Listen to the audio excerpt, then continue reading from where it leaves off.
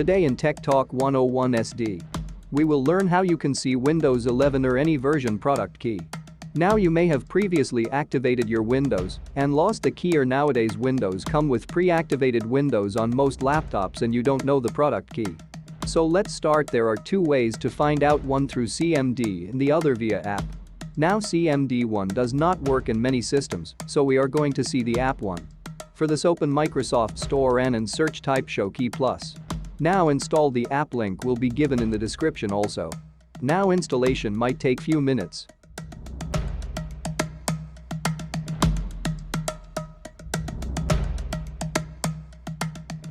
After it is installed, open the app and you will see installed key in your system along with product name, ID, version and also original equipment manufacturer OEM edition and key. For more info like this, consider subscribing to my channel Tech Talk 101 SD.